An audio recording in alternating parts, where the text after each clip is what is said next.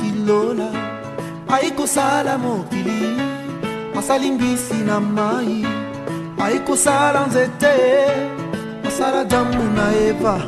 Maman, c'était en ce moment libala ebandaki nedenie. Maman, c'était en ce moment libala ebandaki nedenie.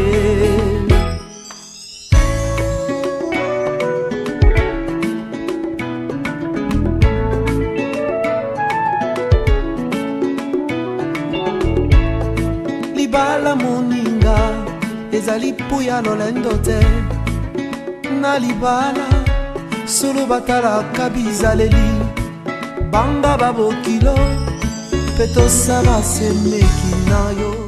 Peuple de Dieu, shalom, papa, maman, elenge mwasi, elenge mobali, babalani, tozene sengo mingi ya kokuta suna bino na 4 émissions na bino mariage pour la vie, o ezali bongo émission.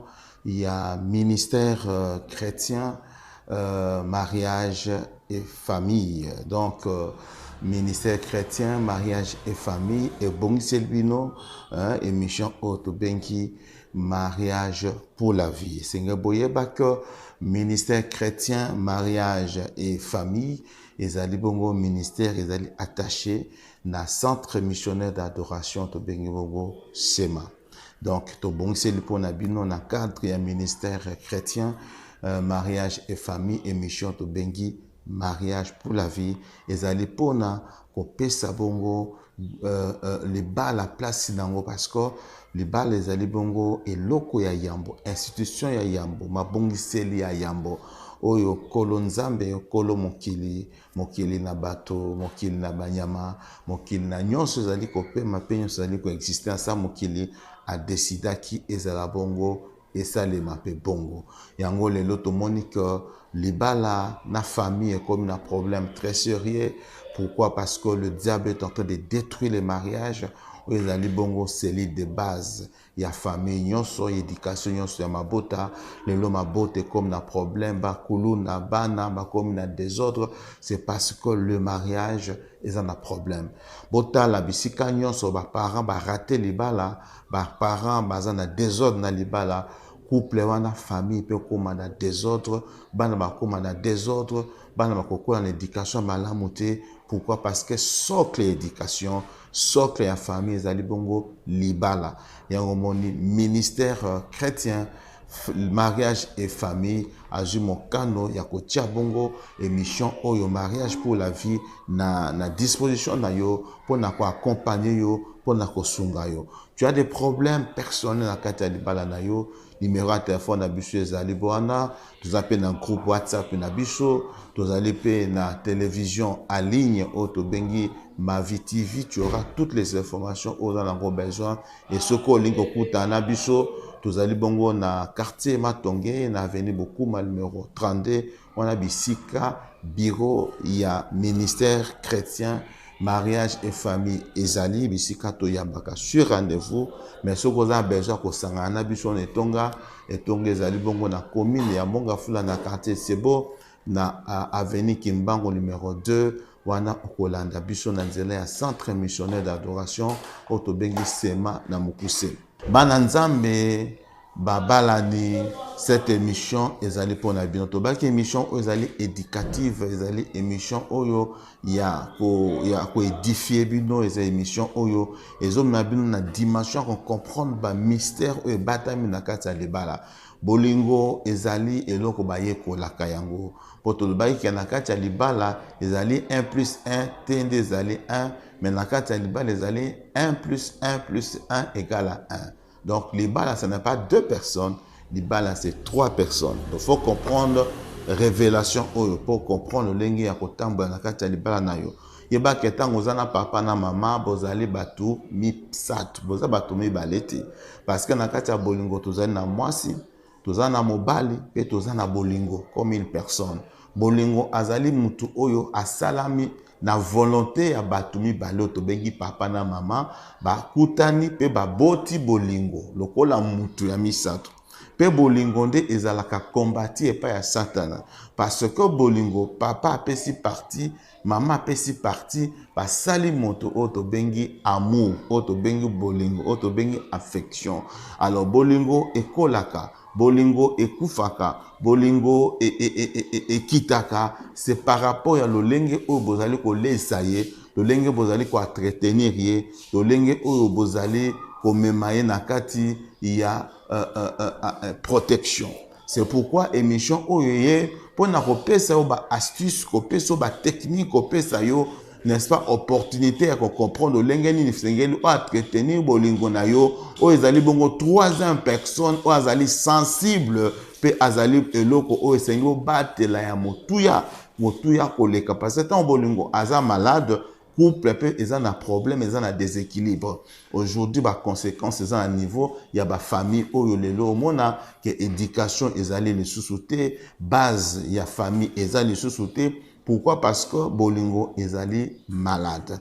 Voilà pourquoi bah de basi bah de komibali bah maman bah papa pose ba carnet bon noter mateya aux allaient très important pour vous parce que mariage pour la vie, c'est une réponse à beaucoup de préoccupations, à beaucoup de prières parce que dans 4 ministères, nous avons beaucoup d'organisations, mais ce qui est vrai qu'il y a toujours bongisa bongo, ma bongiseli ya minene, au ministère, au banda bajur, ezali koya, mais pour l'instant, nous sommes en train d'abord de travailler, toujours travailler, tous en apona yo, 24 heures sur 24. Yamboto kota na mozindo ya émission na biso, ya lelo, boyebi philosophie, tolandi bongo clip moko oyo kopesa biso nzela to banda complètement émission na biso. Tolandi clip wana pe tokutane juste après.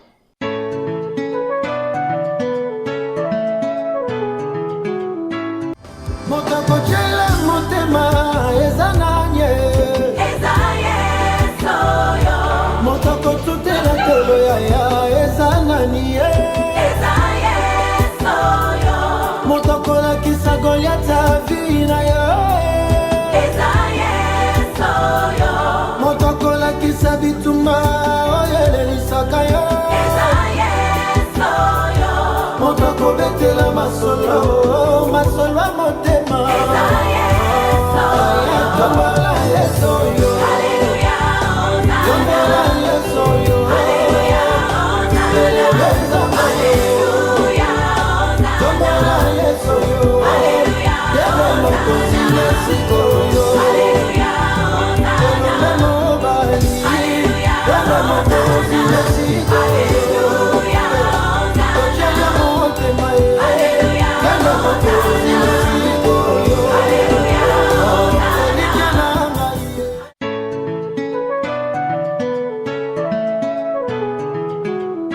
Voilà, thème où nous allons exploiter Zali Bongo, le mariage de Adam et Ève, les leçons à tirer.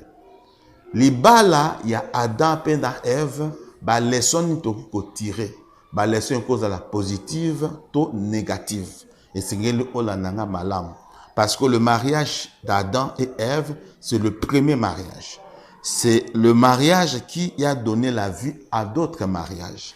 Mais mariage ya Adam et Ève, ils ont une révélation ébélée, ils ont une leçon ébélée, où ils sengeli ko yebake, ils allaient kokoki ko bete tout ko pesa vie na bolingo na yo. Parce que eux ils allaient ko sama na mokili eloka sika, ils allaient ici et salema parce que c'est le même homme, la même femme depuis jardin d'Éden.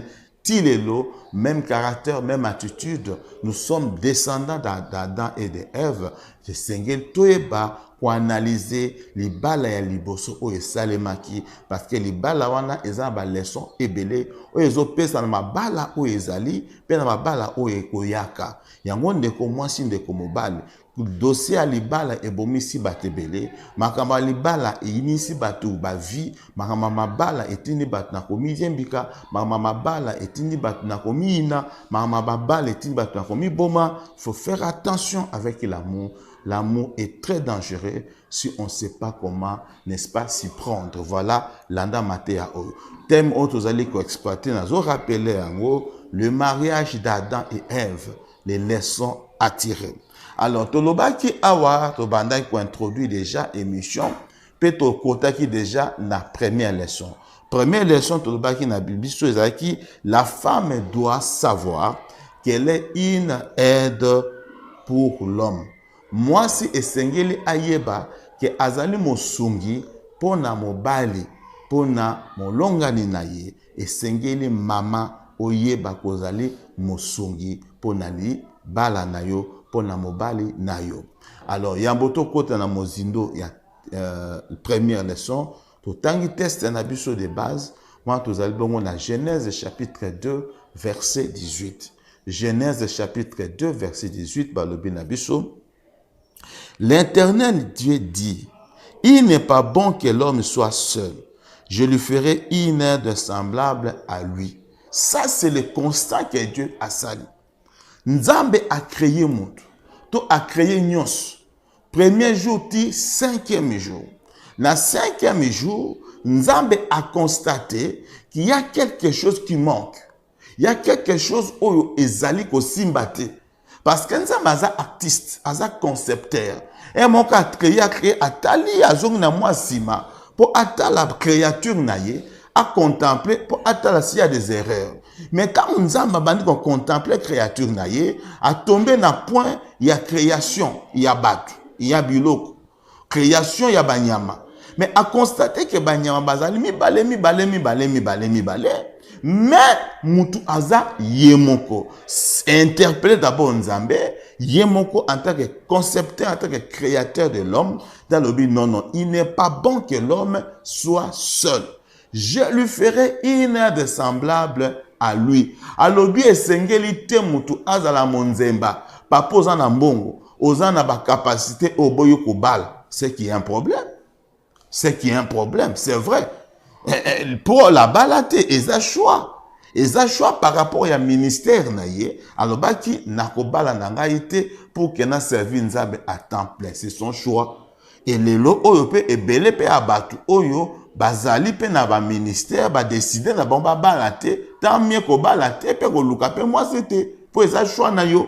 Mais so lobi na ko balate après mondo luka ba si wana eza hypocrisie, si wana ezali si tu veux pas te marier, tika mama kolinga, tika mama basi, tika mama pembeni, parce que c'est un choix. Mais ce que ça li choix wanate et yo boy no ko bala, c'est qui est notre problème. Parce que nous avons moi à comprendre que l'homme ça la femme ezali problème. Tanda ka célibataire, ndako papa vanda yemoko, parfois c'est une maison désordonnée, une maison où il y a tout désordre. Dans la chambre, papa soit à taille makita na zongi na chambre, désordre kota rapport et l'ambe qui na betu à bois qui boy. Donc pour dire que sans la femme, l'homme a un problème. Nous avons moi constaté que création est incomplète sans la femme. Voilà pourquoi maman miyeba kozali mosungi ya mobali na yo, ozali mosungi ya libota na yo, parce que tant où maman a vendu, maman a vendu sa éducation,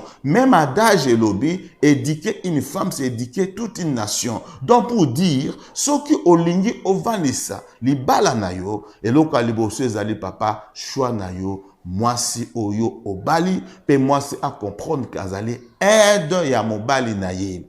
Yango eloko toza ko développer d'abord yangoana. Moi si faut comprendre qu'ozali aide. Toloba ki aide et outil ezali mon et outil na hébreu. Et ni koloba ezer. Ezer ba traduit en littéralement balobi ezer veut dire protection, veut dire soutien, veut dire bouclier, veut dire secours, veut dire mutu oyo azali ko soutenir mutu mususu. Donc ezer oyo to bengi na français aide azali mutu oyo azali ko soutenir oyo azana besoin oyo aza na besoin ya kozala soutenir pe kozala soutenir sur tous les plans ya vie. Yango mama oyo zolanda biso, papa zolanda biso, esengeli comprendre que Nzambe azali bongo un grand stratège yango mpona kopesa vie na mokili esengelaki azwa temps pour créer l'homme et puis aye kozwa likanisi ya kosala mutu mwasi na mopanzi ya mobali pour que mwasi azala bongo molongani akoya mpo kozwa parti ya mutu parti ya makolo asali mwasi mais azwi mopanzi pour dire que la femme doit toujours être à côté de son mari pour que vous construire famille ensemble, vous construire avenir ensemble. Donc, bah, toujours tant que na libala, koya na intention à quoi kozwate, vous allez le voir na libala te, mozali oyende kotika quelque chose pour que vous construire ensemble. Parce que dans libala, il n'y a pas un gagnant, il n'y a pas un perdant, il n'y a pas un supérieur sur le plan. Il y a construction, il y a base, il y a famille, mais chacun donne sa part. Moi, ça pesi par naye, mon bala pesi par naye, de botongi, mutu otobengi, moana, et moana zali résultat, il y a, n'est-ce pas, amour wana, affection wana, entre papa et na maman. Tolobaki de commencer de komobal. Ce qu'on comprend ça, s'il y a RDT, tu auras des difficultés, il y a cause à la moitié malamu na kati ya libala. Ce qu'on comprend ça, s'il y a RDT, on a la difficulté, on a une bonne fiancée pour olobi okote na kati ya libala. Le lo ba jeune fille, le lo ebele, baza kotaka, bazali kotamba bitamba, tambola mutu likolo, bazo mazo sa ate parce qu'il n'y a pas une base.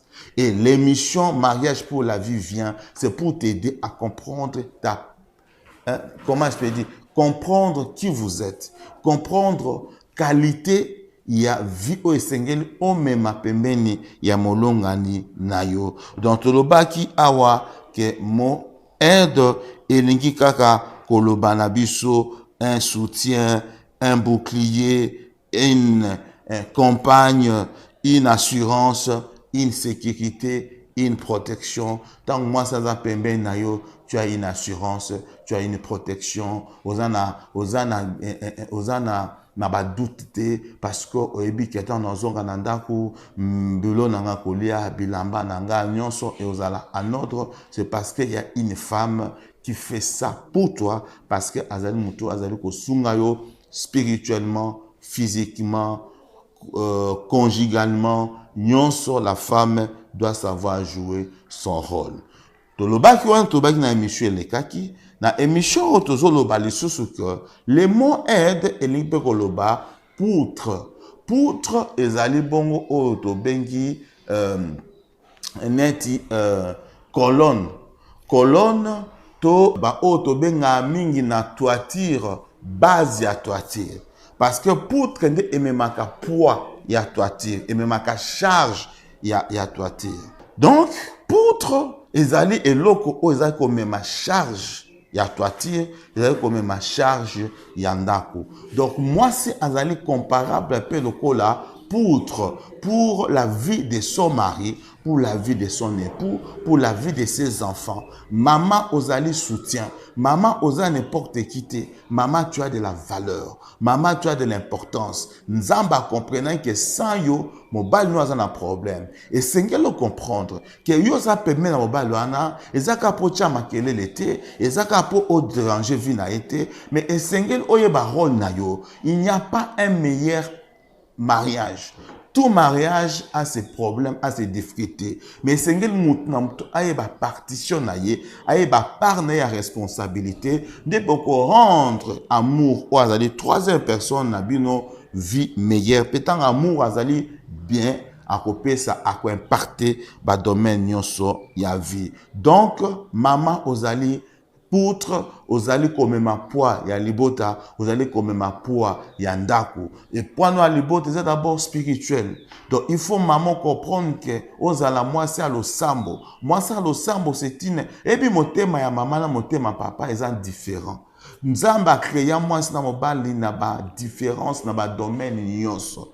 Même sur le plan, il y a composition corporelle, même sur le plan, il y a raisonnement, même sur le plan, il y a affection, il y a passion, même sur le plan, il y a amour. Donc, moi, si azali monté ma monene, oyo sengel a supporté ba erreur, ba bêtise, oyo papa a koki kosala na vie na ye. Ma sœur, ma mère, épouse, ndeko mwasi ndeko mobali ozolanda ngai. Esengo oyeba ke mwasi ntango ayebi kojue rôle na ye, akoépargne mobali na ye na baproblème ebele. Mwasi ntango ayebi kojue rôle na ye ya aide, akozala soutien mpo na mobali na ye na badomaine nyonso. Parce que mwasi azali d'abord premier conseiller ya mobali na ye. Mwasi azali mutu ya liboso akoloba vérité na etamboli ya mobali na ye. Mwasi abangaka mobali ne te, mais mwasi arespectaka mobali na ye. Tango mwasi aza kobanga mobali akoloba ne vérité te, akolenga ye. Mais mwasi esengeli aloba na mobali ba vérité. Pourquoi? Parce que azo respecter ye. Dans un amour où la femme a peur de l'homme, on est à bolingoté, on est à terrorisme conjugal. C'est-à-dire, moi si on a azan elobate, moi si on a un instrument, n'est-ce pas, à plaisir pour na mobali naye, et non une épouse comme une aide qui vient construire la vie de son mari. Les lomi bale belé baza ma problème, baza ma difficulté, c'est parce que bébé kopé ça moi si place naïté, moi si peut accompagner que rôle naïté. Tu n'es pas là pour pondre les enfants seulement, tu n'es pas là pour préparer, mais tu es là pour construire la vie, construire l'avenir de toi-même, de ton mari et de vos enfants. Donc, moi, si na mobile, bako décider pas à la riche, bako décider pas à la pauvre. Ceux qui peuvent comprendre, oyo bozali, pour comprendre, oyo sengel bo sala. Ève a comprenant qui a ngoté, a comprenant que rôle na yete pemeni ya Adam. Il peut-être a comprenant que rôle na yakobota, mais sengel a comprendre que priorité liba ezana banate. Maman ozali poutre, ozali base. Ozali soutien, ozali ko soutenir toiture ya libala na yo ya ndako na yo. Maman esengelo jouer rôle na yo. Maman ozana te po lelalelaka. Maman ozana te po otia liboko na litama. Maman ozana te po otia pression na papa parce que mbongo ezali te. Non, esengeli ko boule, esengeli ko tambola, esengeli ko réfléchir rôle ya poutre ezali nini. Maman soyebi rôle na yo ya aide. Leçon liboso ya mariage ya Adam na Ève, la femme doit se considérer une aide semblable à son mari. Ozali servante te, mais ozali oyo to bengi compagnon, ami. Tu es là pour soutenir ton mari. Tu es là pour lui dire des vérités par rapport à épanouissement ya famille, par rapport à avenir, par rapport à musala. Oyebi na mboka na biso soki entrepreneuriat ezotambola mingi te na ba famille, c'est parce que la femme ne connaît pas son rôle. Soki on va payer ebele, va payer anglophone, au moins dans la société, ba famille eza ebele, et tu vas trouver une famille, ils travaillent ensemble, papa, maman, la bango, ba kotisi bandeko, ils sont en train de donner du travail na batebele. Pourquoi? Parce que la femme a compris son rôle. Il y a aide semblable au tobengi, ezer ou epena ezana sens au tobengaka bongo poutre to tobengi ango mutu o azali ko soutenir poids ya libala poids ya libota pour que libala wana ezala malamu ezala libala oyo ezali kolela te ezali te omoni libala komi prison lelo ba mama ebele azo ba loka sa susu te na sala ko boni to boti bana na vandelika bana. Non, ça c'est pas sérieux. Libala, tu dois vivre de ton mariage, tu dois vivre une vie heureuse parce que les espaces il y a épanouissement, les espaces au sengelo seka, les esika fait les kananda kuna bino uta na ngona ba boti na bino, les esika ofo koma monene et non esika fo konda, les esika ko regretter ndango na bino te keta on azaka pa na biso na za kutu boye okoma ko regretter poani na bala. Non, tu peux pas regretter si tu es un homme, une femme mariée. Faut tellement, faut comprendre pourquoi je me suis marié. Ponani na kutena mobile oyo libala ya par hasard ezalakate. Dieu sait pourquoi bokutanaki, mais sengel moninga ayeba rôle na ye ezali nini yango monique tant moi ça comprendre rôle na ye mobile pas comprendre rôle na ye libala ne kende musika mingi. Totangi bongo rapidement Proverbe chapitre 18 verset 22. Proverbe chapitre 18 verset 22. Totangi rapidement na komona Yesu. Proverbe yum tozolanda biso 18 verset 22 et le binabiso boye. Celui qui trouve une femme trouve le bonheur. C'est une grâce qu'il obtient de l'Éternel. Mwasi oyo azali aide. Azali mwasi oyo azali ko apporter bonheur et pas ya mobali na ye. Yango monique, Bible zoloba na biso awa na proverbe, celui qui trouve une femme trouve le bonheur. C'est une grâce qu'il obtient de l'Éternel. Tu ne peux pas épouser une femme pour sa taille. Tu ne peux pas aimer une femme parce que a outi na famille en bongo. Tu ne peux pas aimer une femme ou épouser une femme par pitié. Tu dois assumer ton choix. Tu dois épouser une femme par conviction.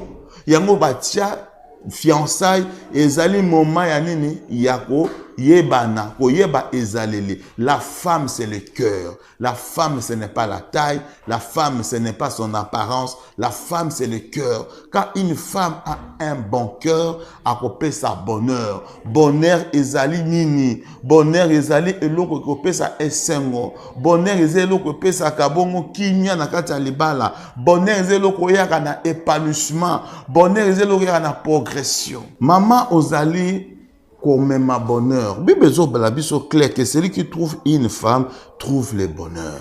Oyo akute na mwasi ya malamu. Oyo akute na mwasi oyo eko apporter un plus na ndako libala. Oyo mobali avana bi wi nzambe merci pour pesanga mwasi oyo. O nazale lelo ezali grâce ya mwasi oyo. Mwasi bi kozwa soin ya mobali na ye. Ba mama kolexatam na kota la sécurité. Prends le temps d'entretenir ton mari. Prends le temps de réfléchir sur comment soutenir mon mobile. Mobile n'a pas et que mobile n'a vraiment pas. Et ceux qui ont pour comprendre valeur na yo, beaucoup qui ne musika makas sur le plan matériel, sur le plan spirituel, sur le plan physique, sur le plan mental, sur le plan éducationnel, pour que ça goût na batebele. Les lots oyo mabale belé to comment na tendance à lula ba mabala mususu. Non, il n'y a pas un mariage parfait. Ce qu'on comprendre que ba erreur au koki ko effacer, mais ba erreur est comme ba défaut parce que tant qu'on commis défaut ça devient tout un problème. Mais ba erreur ezali humaine, montion ça commettre ba erreur na vie na ye, mais sengé ko redresser yango. Yango Bible zolo banabiso bien que celui qui trouve une femme trouve le bonheur, c'est une grâce qu'il obtient de l'Éternel. Ici bazo présenter biso le bala lokola cadeau. O nzamba bazo pesa anababalani. Pe li bala wana sengil ko ça la choix ya malamu. Peu importe ce que tu es, peu importe ba erreur yozanango, mais ce qu'on comprend les lots que ozali mwasi et sengeli ozala soutien pour na mobile na yo, ozala protection pour na mobile na yo, ozala bouclier pour na mobile na yo, ozala bongo protection pour ton mari na yebisa yo mama. Les balano ekobonga, les balano eko changer, qui sa bolingo, ezalakato kezong pangangate, okezwa ki sitoche na sambe tute, okozwa ki soche blabilo ka papate, wan ezali ba erreur grave, mais qui sa bolingo ezali ko comprendre oyo zali, ko changer motema na yo, kozwa batitude ya sika, kozwa vie sika. Et une femme qui est inerte doit être une femme de prière, une femme qui sait d'abord mettre Dieu à sa place, parce que tant yo sa confiance na Nzambe, Nzambe ko impacter les bala na yo, parce que la Bible dit Dieu détient les cœurs des forts des riches et il, n'est-ce pas, les oriente vers ce qui les craignent. Nzambe a géré mitema ya mutu nyonso na sa mokili. Nzambe aza na capacité ko gérer mobali na yo, ko gérer motema mobali na yo. Ako ko orienter yango vers motema na yo, soki yo po pesi Nzambe place na vie na yo. Maman zala mwasi ya prière. Prière à loyenge te, mais soit une femme qui sait transformer son cœur. Ozala mwasi ya bonheur. Okodi na libala wana, opesi sengo na belle famille na yo, opesi sengo na entourage ya mobile na yo, opesi sengo na ba voisin na yo, mais yo mwasi mobimba, oza ba conflit na belle famille, oza ba conflit na ba beau-frère, oza ba conflit na ba voisin, libala na yo bandeka mobile ba komaka te, ndako no ba bayaka susu te, mama bongo la bizaleli. Bongo la ezaleli. Dieu t'a pas créé pour que yo okota vie à mobile wana kaboye na famille na ye. Maman ozali porteuse, n'est-ce pas? Il y a bonheur. Oyebi maman ozana pona changer vie à mobile na yo. ozali mwasi oyo esengeli mobali a témoigner ata na liboso ya libota na ye, liboso ya baninga na ye, pe attitude na yo esengeli impacte. Depuis okota na vie ya mobali na yo, omemi nini? Depuis okota na vie ya mobali na yo, opesa esengo nini? Depuis okota na vie ya mobali wana, bo construire nini? Mwasi esengeli omema mobali na ba réalité. Mobali nazo simba mbongo, esa somi lopango, esa zo tonga. E oza mwasi ya ba sensation te. Oza mwasi wana teka pona kolia, pona kokende na bikenda kenda. Mais tu es une femme qui doit porter le bonheur. Bonheur eza esengo o ezali ko équilibrer vie ya mobali. Bonheur ezali esengo oza ko mema na kati ya libota na yo. Yango me Bible ezoloba, celui qui trouve une femme trouve le bonheur. Donc la femme est synonyme à bonheur. Tant moi ça dans la carte ya libala te, tant moi ça dans la carte ndako mobali te, bonheur wana ekozana problème. Yango mama mituna depuis okota na libala na yo, okomara bitumba na basemeki na yo, okomara kofingana na ba belle famille na yo, okoma ennemi ya belle famille na yo, na ndako no belle famille bakota ya susu te, na ndako na yo babokilo bayaka susu te, na ndako na yo bandinga mobali no bayaka susu te. Pourquoi? Parce que tout le monde va bailler, tout le monde va se regretter comportement na yo, attitude na yo. Maman zala moi so azali ko mema bonheur, azali ko mema équilibre, azali ko mema kimia esengo na kati ya vie ya mobali na yo pour que ayeba ko regretter yo attaque musala azana susa zonga mbangu na ndako parce que mutuzo pesa lumière na ndako zo pesa esengo na kati ya ndako na ye. Mama sosola, mama ozali bongo na opportunité nyonso ya ko changer lolenge na yo, ya komema libala na yo. Mama nde apesa kabongo esengo na kati ya libala. Mama nde apesa bongo koseka na kati ya libala. Mama nde apesa bongo, n'est-ce pas, Paul na kati ya libala. Mais libalo mama za na kanda, mama za toujours ko yima yeba ke libala ana ekobota toujours ba grand problème. Yango tozali komituna, est-ce que Ève azalaki porteuse ya bonheur et pas ya Adam? Est-ce que Ève amemaki eloko nini ya motuya na vie ya Adam? Adam azalaki ye moko na kati ya jardin, il était déjà dans la joie. Mais tant amoni moi ça bi voici cette fois-ci, celle qui est l'os de mes os et la chair de ma chair. On est là qui sentiment, on est là qui sensation, mais moi, si na kati ya libala, yebaka ke les choses sérieuses, basa la na kati ya libala, ezalanda kuna binote, et pas baboti na yote. Mais quand tu viens chez toi dans ton mariage, yebaka que tu viens apporter quelque chose, oyo ekozala constructive pour que votre couple, ezala couple moko yamalam. D'autant rapidement, Proverbe chapitre 5, Proverbe 5, versets 15 à 19. Proverbe chapitre 5, versets 15 à 19. D'autant yango na kombo na Yesu, tolobi boye. Bois les eaux de ta citerne, les eaux qui sortent de ton puits. Tes sources doivent-elles se répandre au dehors? Tes ruisseaux doivent-ils couler sur les places publiques? Qu'ils soient pour toi seul et non pour des étrangers avec toi. Que ta source soit bénie et fais ta joie de la femme de ta jeunesse. Biche des amours, gazelle plein de grâce, sois à tout temps enivré de ses charmes, sans cesse épris de son amour. Ici, passage oyo, ezotali sabiso justement la fidélité na kati ya couple. Passage ezotali sabiso un amour consensuel, un amour oyo, comment je peux dire, oyo ezaneti romantique. Parce que quand une femme comprend sa valeur, et bien moi si elle est capable de nuances. Moi j'ai toujours dit la femme est très puissante que l'homme. Moi si elle a la capacité à changer. Quand une femme prend une décision, les choses changent. Voilà pourquoi bazolo banabiso reste fidèle à ton mari ou à ta femme. Ici, la fidélité est un résultat. Il y a oyo bozali ko pesa na l'un et l'autre. Lelo mwa bolingo mususu ekoma ya kala. Donc momoni ma bolingo ekoma ma ya kala, bolingo nzuluki, bolingo ekomi onde ebioti bankusu. Non. Bolingo akala ezalaka te, l'amour est toujours renouvelé. Même Dieu lui-même, chaque matin, il vient renouveler la grâce. Il vient renouveler son amour pour nous. Alors, biso doko misa bolingo akala ndenge nini. Au moins bolingo comme on dit rideau akala. Non, bolingo ezali loko ezali précieux. Bolingo ezali loko mobile faut ka toujours penser à moi si naye.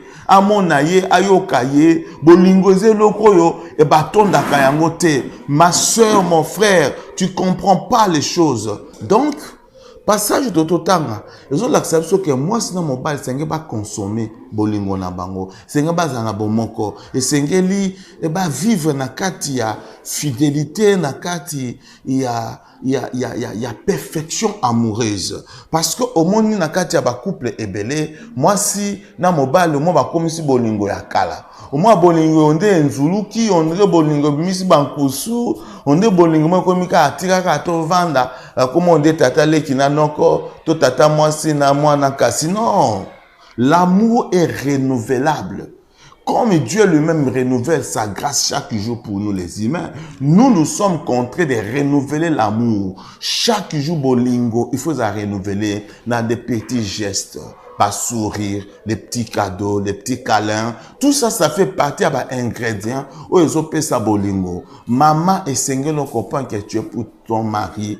Mobile ne pas que yo za pour na moi sinayo. Vous devez donner les meilleurs de vous-même pour l'un et l'autre. Bo sangisa makani sinabino. Boloba na vérité. Tozalaka boyete. Tant tozalaka ba fiancé. Tant to komi lelo. Pourquoi bolingo na Congo? Balinga na malkasi malam tant ba fiancé. Mais tant ba komi ensemble. Après quelques années, bolingo ezubongo virage mususu ezubongo découragement, dégoût, et jubongo, déception. Pourquoi? Parce que la femme n'a pas compris sa place, l'homme n'a pas compris sa place, et puis si mbutu, et puis si confusion, et comme nous avons regretté, les passés naïs avons regretté, n'est-ce pas, aventure naïs yakala. Pourquoi? Parce que on dit à ça qui erreur, yakoba la moiswana, toi à ça qui erreur, yakoba la mobaliwana, non, bolingo et sengel et à la chauffer, bolingo et sengeli et mata, mon frère, ma mère, yokanga et maman, ozolandanga, tu es ma mère, tu es ma soeur,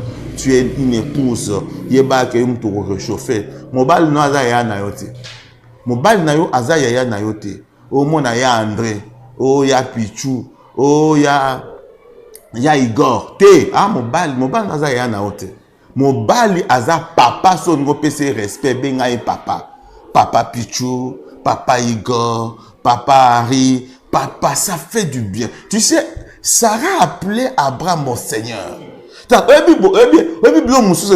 Abraham a linga à Sarah maloba. Je disais que tant que moi ça doit comprendre rôle naie. Au moins que les balles cause virage mususu maman mobile azaya na yote aza mwana noko na binote ana aza mwana kasi na yote mobali azali muto faut pesa ye place na ye tala moi sur le coup la Sarah elle appelait Abraham toujours mon Seigneur. Quand moi ça comprend kaza musungi tala comment Sarah s'est poumoné tant comprendre que yem tazali qui problème malobi na mobile na ye pour na soutenir yo, pour tomber victime yangaïté, je te donne ma servante Agar. La femme a laissé, a cédé son lit na moi si mon sous. T'as non niveau ya réflexion ya moi si.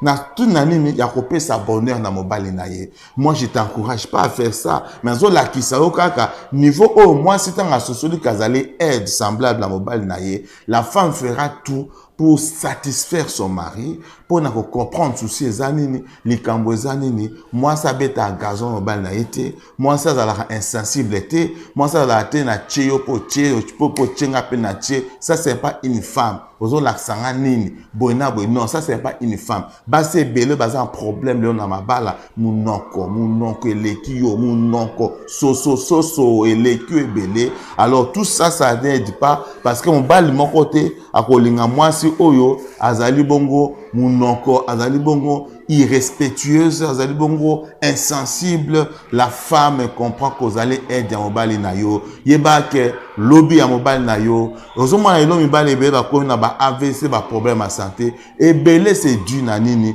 na vie au bazo mema, le lenge na bango ko zalela, le lenge na bango ko bikela. Si la femme ne s'implique pas, cet homme va souffrir, cet homme va avoir de grands problèmes dans sa vie.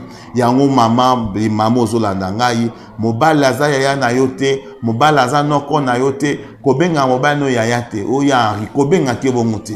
Benga mobali songo pesa ye sengo, pesa ye place na ye, benga ye papa, benga ye chéri, benga ye bébé, benga ye mon poupée, benga ye kombo monique pesa moi sengo, pour mon son avion nga basala ye bien na motema. So nzambe alingaka mutu aloba mama bien pa yo ka bien mo a fonctionner mutu. Pesa mobali na yo, moi maloba ya bien, zala un peu moins souple, zala moi soazo pesa sengo na kati ya libala. Quand on dit que la femme azali porteuse ya bonheur, c'est pourquoi les lots oyo ba maman ebele ba comprendre na bangote ebele baza ko bata mana simalo sambo ona ki mangengenge ona ki luzizila libana ngai bakanga mobali nga na kiste oyebine ko lingate oyebi ko lingate et beaucoup de chrétiens n'aiment ba yebi ko lingate moi basa ba chrétiens ebele comme ba pasteur ebele to vana ba hypocrisie ya bolingo. On ne connaît pas l'amour et aujourd'hui, conséquence, beaucoup de divorces sont parmi les chrétiens. Pourquoi? Parce qu'on ne comprend pas l'amour. Moi, moi, si les chrétiens, on m'a ma bolinga, comment on sonne. Oh non, pour passer mon bal, non, moi, bisous. Oh, arrêtez, mais c'est quoi cette histoire? Donc, il faut comprendre que l'homme et la femme doivent vivre leur vie de couple. Bas à l'épanouissement, bas à la bien. Au monde, la malam. Mon frère, ma soeur, paie sa valeur, paie sa mungwa na lebala na yo, paie sa valeur na mwasi na yo. Maman comprend que vous allez être semblable à mobali na yo. Ça là, qu'on sabe erreur oyo, elle va ça la quitter ou et conduire qui bongo. Couple na kati ba problème, na kati ba difficulté, yango esengeli que attitude na yo, comportement na kati ndako et kolongo ya mobali na ba makanisi ya kobima libanda na ba fidélité na kolanda basine ya kala. C'est pourquoi parce que à comprendre que toi tu fais pas ton travail, tu l'amènes pas à un niveau. Moi s'il faut apprendre comment aimer ton mari, la femme faut apprendre comment ko tchamba no à l'aise na kati ndako. Moi c'est faut ba comment ko lamba bilo ni mobali no alingaka tunaye gunaye avabima ye baba gu ya mobali na yo ketango dans l'ambele peut-être fumbwa o batia mabaku batia na semu la pembe batia na moi pilipil batia tangawiso tia na frigo ozoma ke mobali tanga zozo ndaka li esalema bien mais yo yebi gu mobali na yo te o lambela mobali n'importe quoi. Ce sont des réalités. Donc papa maman moi si comprend rôle na yo pesa valeur na libala na yo pesa saveur na libala na yo qui ça libala les ezaleli ya moi si ezaleli ya mobile ya moto avancé to na bongo clip oyo pe pesa son zele ya ko conclure parce que tout le monde qui est malembe na suka to na clip oyo pe pesa so peta et biso pe to mela mai to na des clip et to kutana juste après.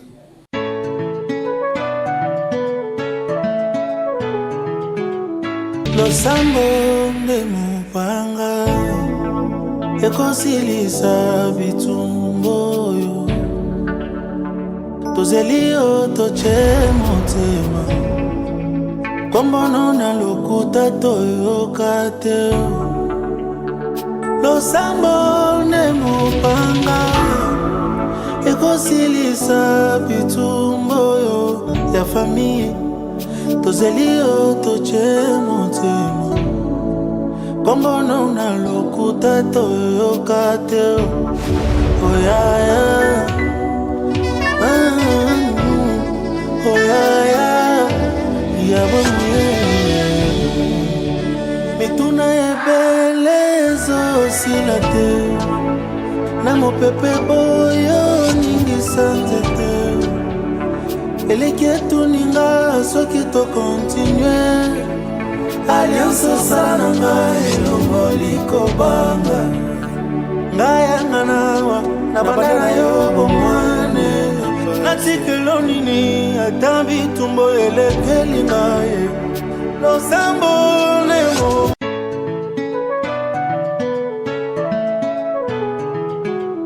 Voilà, ndeko mwasi ndeko mobali topesio opportunité ya kolanda biso malembe landa biso avec attention parce que émission oyo ezali émission ya ezali koya ko édifier yo to conclure émission oyo première leçon lobby ne to koyeba par rapport au soto lobby est-ce que Ève azalaki vraiment elle semblable ya pona Adam est-ce que Ève ayebaki rôle na ye ya mwasi pemeni ya Adam pelelo Ève ezali yo ozolanda mama est-ce que ozali kosala musala na yo malamu pembeni ya mobali na yo est-ce que ozali vraiment ozali attentionné ozali sensible na bolamu ya mobali na yo est-ce que ozali mwasi oyo omemi changement na vie ya mobali na yo est-ce que le mwasi mobali na ko témoigner que depuis bobalana tu as apporté du bonheur, tu as apporté la joie, tu as apporté, n'est-ce pas, épanouissement na kati ya libala na yo. Tozali ba jara basu o balula kamibala batu, kolula bandaka batu, kolula ba famille batu, il n'y a pas une famille parfaite, il n'y a pas non plus un mariage parfait. Tu es capable de restaurer ton mariage, tu es capable de restaurer ton mari, tu es capable de repérer sa mobile na yo départ ya sika. La femme, quand elle est décidée de faire quelque chose, elle est capable de le faire. Ma sœur, ne laisse pas le diable te détruire. Ne laisse pas les esprits de famille te détruire. Réveille de toi de ton sommeil. Ton mariage dépend de toi. Dieu t'a donné cet homme. Dieu t'a donné ce mariage. C'est parce que tu es capable. Il y a comme un bonheur, comme un essengo, comme ma joie, comme ma sourire. Tu es capable, maman. Kotika, distraction et mémayoté. Fais de ton mari la priorité des priorités. Fais de ton mari ton bébé. Fais de ton mari, n'est-ce pas, la raison d'être, n'est-ce pas, de ton existence sur la terre. Apa nzambe, linga mobali na yo, linga bana na yo, linga famille na yo. Bats-toi pour ta famille. Dieu va te bénir. Ma soeur, mon frère, tu m'as suivi. Nous sommes maintenant vers la fin de cette émission. Rendez-vous au PCN Bongo Mukolo ya Lobby pour te conclure. Première leçon, pour te tirer les vraies leçons par rapport au Toyoki, au Lobby que la femme devrait comprendre qu'elle allait être semblable à Mobile. Est-ce que Adam, Ève, Azalaki être semblable? Est-ce que yo osali être semblable pour na Mobile na yo mamota lingai? Depuis Mobile na Mobile na yo. Est-ce que c'est un côté na libala? Est-ce que Mobile a regretté pourquoi abala yo? Est-ce que Mobile a regretté pourquoi bokomi na état bokomi lelo? Ma sœur, tu dois comprendre que l'amour c'est un processus, on apprend à aimer et pour apprendre à aimer, t'as l'émission Nabiso, mariage pour la vie. C'est une émission qui vient vous donner la joie, qui vient vous donner les opportunités, qui vient vous donner des choses où il sa yo valeur. Les bosso mobile na yo, les bosso baninga mobile na yo, les bosso ya belle famille na yo. Dala niveau kutaki mobile, les lobo komi wapi pour memana wapi. Voilà. Tokomi vraiment nasuka, merci mingi pour nayo. Olanda Kingaï, nous allons prendre quelques minutes pour prier pour ton mariage, pour ton couple. Seigneur Dieu, bénis ces couples. C'est toi qui as institué le mariage. Tous les couples qui nous suivent. Seigneur, je sais que le diable combat le mariage. Mais tika te libala ya sœur oyo azotalanga tala makamazo kutanango les esprits de famille ba lien ya famille esi ekangiye ba komba ya nyonso ya forme pe lenge nyonso esi lati libala na ye j'ordonne que kimi ekoti na libala o na kombo na Yesu Kristo tolobaki que tu as un problème, tu as un souci olingi to soutenir yo toza na coaching on va t'aider personnellement, avec des prières, avec des conseils pratiques pour améliorer les relations à Libala Nayo. Voilà, si tu veux nous voir, tu as bongo na avenue Bokuma, numéro 32, na quartier Matongé, ici, kaba bureau, il y a ministère chrétien, mariage et famille et joami. Mais église, où tu as Kokamba, ils allaient bongo na commune, il y a Mongafula, na quartier Sebo, n'est-ce pas, entrée, il y a route Kimwenza, vraiment tozawana comme nango centre missionnaire d'adoration. Le Seigneur voit que ministère chrétien mariage et famille vient pour restaurer les familles et le mariage. Merci beaucoup, que mon Dieu vous bénisse. Rendez-vous au PCN Bongo Mukolo ya Lobby.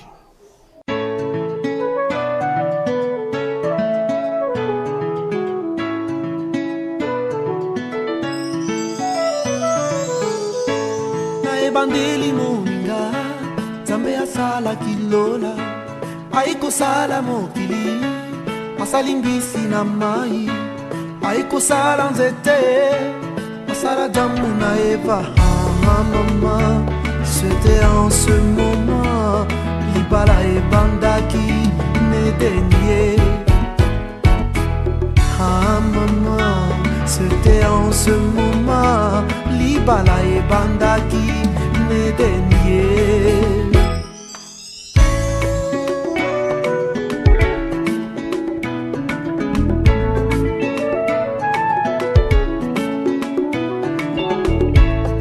Libala moninga ezali puya lolendo te na libala solo batalaka bizaleli banga babokilo pe tosala semeki na yo.